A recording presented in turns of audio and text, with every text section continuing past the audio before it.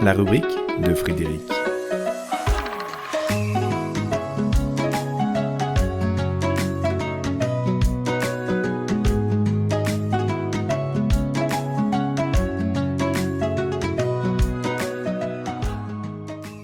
Tous les mêmes.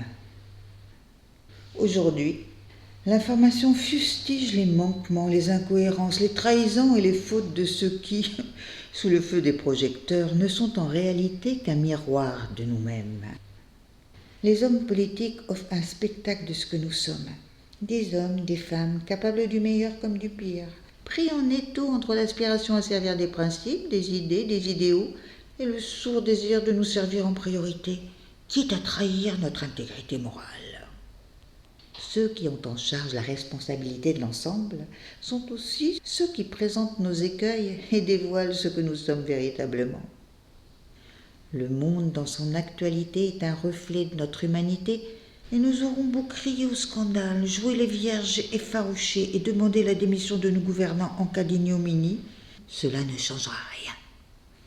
Mais qu'avons-nous à apprendre de ces tribulations et en quoi y contribuons-nous ?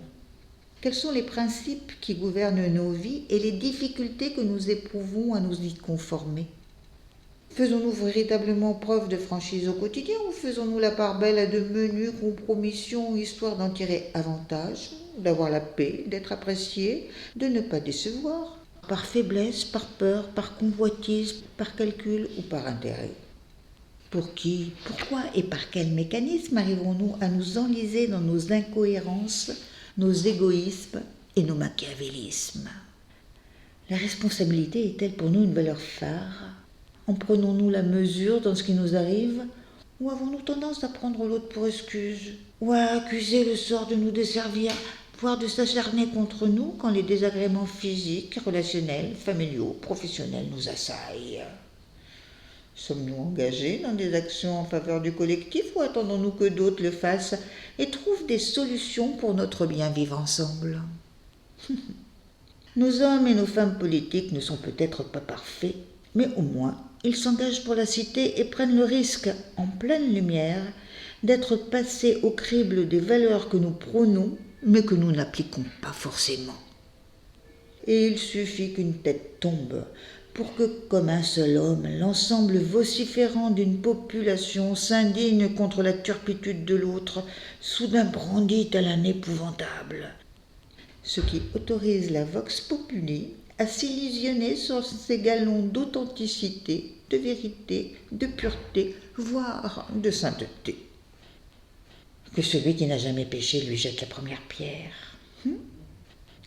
Ce texte se veut un clin d'œil à toutes les saintes nitouches et tous les saints nitouches qui n'ont jamais l'air d'y toucher.